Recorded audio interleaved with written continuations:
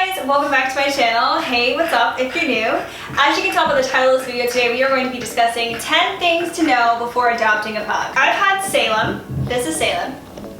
I've had Salem since he was 8 weeks old and he's 5 now. He just turned 5 in June, so it has been a long journey for me as a pug owner. I've never had a dog before. This is my first dog ever, so getting a pug was a life learning lesson for sure. I thought I would make this video because, you know, a lot of people don't realize what it's like to have a pug, and maybe I can make some pug owner friends out there. I am a single dog mom, so it's just me and Salem, but we have the greatest friendship of all time, and I'm so happy that I adopted a pug. Also, this video is completely not in any order whatsoever. Some important information may be towards the end of this list, so be sure to watch it all the way through just in case you are thinking about adopting a pug. If you're just watching this video for the sake of Salem, that's cool too. But there's definitely some good information in here for you to know before adopting a pug. So without further ado, I'm just going to pull out my phone. I have a list of things that I want to make sure that I read off to you, and bribe Salem a little bit. I'm gonna give him a treat. Come here. Are you gonna be good? Are you gonna be good? Okay, perfect. First thing to know, pugs are extremely intelligent. Now this breed may not be a breed that can kill someone if they break into your house, but this is a breed that is going to warn you if somebody is breaking into your house. So for instance, if someone's at your door, if someone's at your window, a pug is going to hear that and automatically just alert you and bark at them. So another cool thing about pugs is they are extremely intelligent in the sense that they can learn tricks quickly. I definitely don't believe in that saying where it's like you can't teach an old dog new tricks kind of thing, because if you set yourself up in the beginning with your puppy to learn and have that type of relationship, you're always going to be able to teach your dog new things. Salem still learns whatever I teach him. I'm working on a new thing. I haven't stuck to it every day, but I'm trying to get him to learn how to howl. I don't know why, I just think it's really cute when dogs howl. He's not getting it so well, but we'll see. We'll see what happens. Number 2, pugs have personality. This is a breed that is sassy. They are stubborn, okay? If you do not have patience for that type of attitude, I definitely don't recommend this dog, because if I'm telling Salem to be quiet, sometimes he will bark back at me, like a kid talking back. Other times, pugs are very aware of what they should and shouldn't be doing, and sometimes whenever they're doing something mischievous that they know they shouldn't be doing, they're just gonna do it anyway. Sometimes they're a little bit mischievous so they can get your attention, and it takes a lot of patience to handle that personality and that sass. So I highly recommend, if you are gonna get a pug, just know that you're getting a dog with some attitude, okay? Number 3, pugs need attention. This is a breed that loves social interaction. This is a breed that needs to have people around. You know, dogs in general, I think, are very sociable animals, but pugs especially, they have that big personality. They like to chat.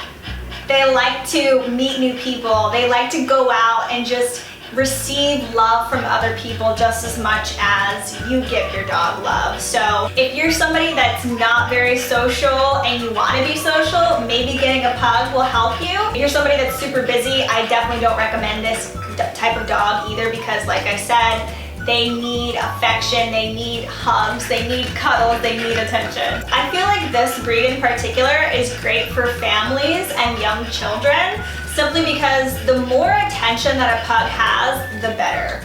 Because like I said, they thrive off attention, they thrive off affection, and the more that you're willing and able to give them, the happier I think this breed ultimately is. Number 4, pugs get overheated easily. As you can see, he is breathing so hard. He's breathing so hard. I actually had to turn my air conditioner off today, so we're just on the fans today, and he is not so happy about it. But that's something you definitely have to be aware of. Anyways, like I said, pugs get overheated very easily. You want to make sure that they always have water and air conditioning. In this case, I live in California, so the weather's not particularly too hot, but if I lived in Texas when I didn't have air conditioning during the summer, it would be so miserable for this breed. So just make sure that if you are thinking to adopt, you have air conditioning and they have ample water because of how easily they get overheated. Number 5, pugs are prone to health issues. You know, whenever I was first thinking about adopting a pug, people said, oh yeah, they have a lot of health issues, stuff like that. And that was something that I was like, that's okay, that's totally fine. Like, I'm gonna love him regardless of his health issues. But what I didn't know is how much money that was actually going to cost me. We've gone through so much stuff. Whenever he was a puppy, he broke his paw. And then on top of that, he has this thing called allergic dermatitis, which requires him to take an antibiotic every day so he's not constantly scratching at his skin. Dermatitis can make his skin really dry. It can cause pug acne, what I like to call it. It's just not very fun. And I know allergic dermatitis is like something that a lot of other breeds can get, but with pugs, I think it's more common. Another thing we've had an issue with is he scratched his own cornea because of the allergic dermatitis. During one summer, he was just super, super itchy, even though he had his medicine. And I guess the insides of his wrinkles were making him itch, and he just scratched the inside of his cornea. And I kept looking at him, and I was like, what is wrong with you? It looks like you have an eye booger in the middle of your eye, but it wasn't an eye booger. It was it looked like a cloud, and it ended up, I got really scared because it ended up getting really big. And turns out he had scratched his cornea. And that emergency vet trip was not very cheap either. So just be very aware of how much money a pug can potentially cost you, because they are very fragile animals, and you just have to be aware of that, okay? Just make sure you have the additional funds to take care of this breed. After watching this video and you adopt a pug and you see for yourself, you're gonna be thinking in your head, Raven told me this dog was gonna be expensive. You've been warned. Number 6, pugs are considered to be brachycephalics. I think that's how I'm pronouncing that word. This is what it looks like. But basically it's a fancy word that means smushed face. There's a lot of other dogs that have this same characteristic. Bulldogs have it, some Chihuahuas have it. It just means short head. And this characteristic brings out a lot of issues. It sometimes is really hard for short-headed animals to breathe through their nose because of the way that their face is smushed up, so they can have a lot of trouble breathing. Whenever a pug is snorting, or whenever a pug is grunting or making strange noises, it means that they're having trouble breathing. So you want to pay close attention to how often your pug is doing that, because it's not good for your pug to be making those noises, even though it's a really cute characteristic and their faces are so cute whenever they're smushed up. You just have to be aware of whenever they're struggling, because you want to make sure that they're comfortable instead of having an issue breathing. So also, with this characteristic, Salem has a lot of wrinkles on his face, so it's extremely important that you clean in the folds every day, or else there's going to be some type of debris that gets in there, dirt, dust, stuff from plants, whatever it is. If you don't clean the folds, a skin infection can occur. So just keep in mind, every day you're going to have to clean your pug's face. And they also get a lot of eye boogers in those folds too, so you just got to be careful with what you're cleaning those with and how often you're doing it. Salem, I clean his face about twice a day. Every time we come in from a walk, I'll clean his face, and I'll also clean his body off, because I don't want any of that stuff that he's trucking in outside to come inside. And I also want to make sure that his skin and everything is looking top shape.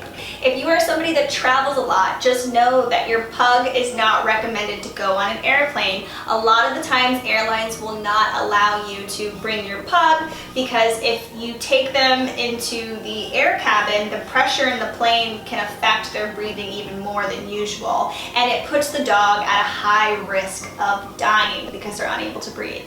And I took this risk once, and I will never do it again, because I was so so nervous about it. I kept on checking on Salem every like 10 minutes to make sure that he was breathing in his carrier, and it just was so nerve-wracking. I will never do it again. I will never put you through that again. I don't think it was so scary for him, but it was more scary for me. So just be aware of that. If you are going to travel with a dog, this is probably not the best dog to get if you are going to travel. Number 7. Pugs shed a lot, okay? If you're somebody that likes a clean house, this ain't the breed for you. The reason I got a black pug is because everything I basically wear is black, so if he sheds on me, you can hardly see it. But with fawn pugs, they've got like white or blondish coats, and that hair gets on everything. But they do shed a lot, so be sure to invest in a vacuum or get a broom or whatever, because there's gonna be hair everywhere. And if you like a clean house, you're gonna have to definitely clean up after your pug a lot, so yeah. The next number, pugs are high energy as puppies, but then once they get older, they definitely become professional sleepers. Don't get me wrong, they still like to play, they still like to, run around and be dogs, but as time progresses, your playtime isn't as demanding as it once was. I think that's something that happens to all dogs, but I think you see it in pugs a lot more often because this breed is a breed that likes to chill. They like to kick it as they get older. But with this breed, I feel like the amount of energy that you give to them, they try to always reciprocate it. So if you're really high energy, you've got a lot of things going on, and you're ready to go, and you're all riled up, they're ready to go.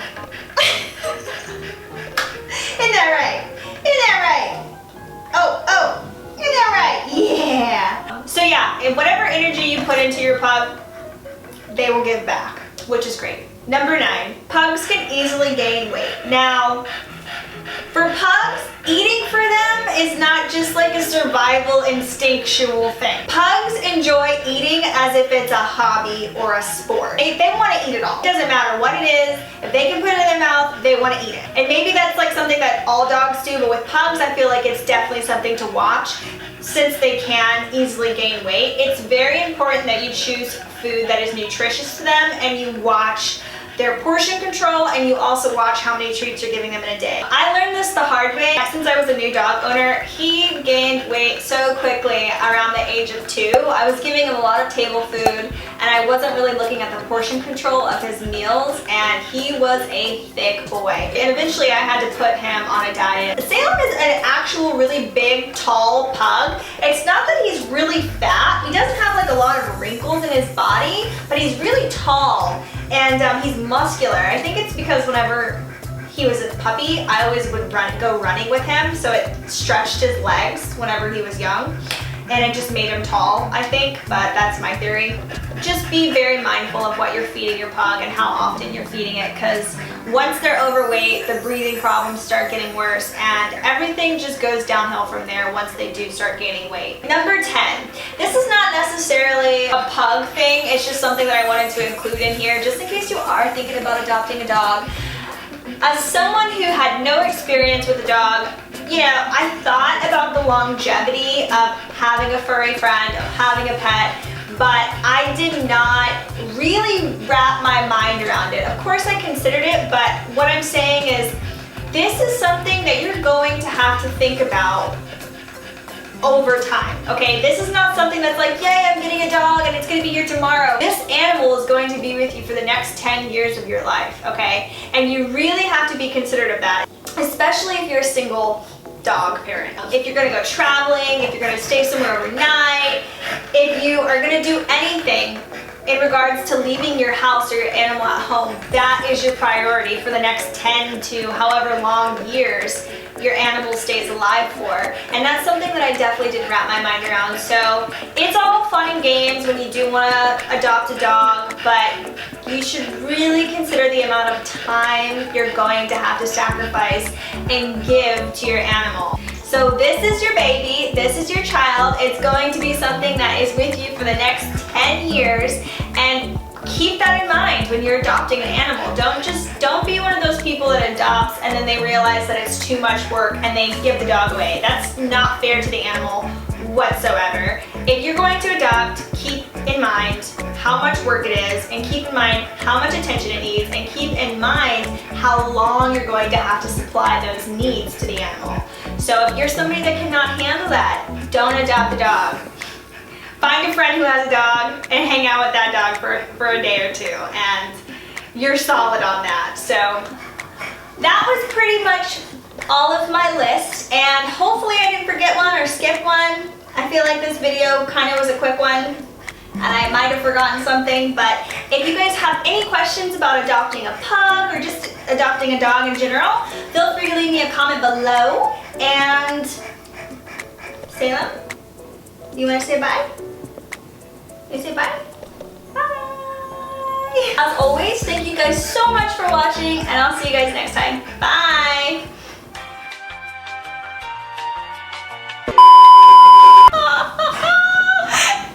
Salem, we gotta get through the video first. We gotta get through the video. No particular order at all, so... Oh my god! What the f is going on? Okay. I hope we're in focus. Do you think we're in focus? Focus. Should we get you your own YouTube channel? Do you want one? You could be like Doug the Pug, except you're Salem the magical pug. Ooh, ooh, back here, back and forth, ooh, ooh. What was I talking about? Oh no! Can you catch it? Woo! That was good. Woo. Okay. I learned the hard way. Oh, Salem, did you just fart on me? You just farted on me. That's another thing, they're gassy. You're like magical. Da, da, da, da, da, da, da. It is freaking hot in here. Let's take a sip of drink. Oh God, how are we gonna make it through this video, Salem? You want to taste? Yeah. Oh no, it's good. It's water. I love you! I love you! Salem, you're not in the shot. You gotta get in the shot. You gotta get in the shot. You guys are lucky you can't smell this right now.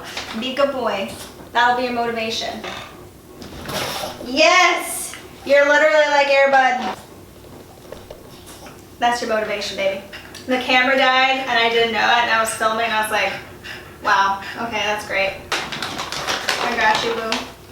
I got you. All right, cut. It's over. We're done. Bye.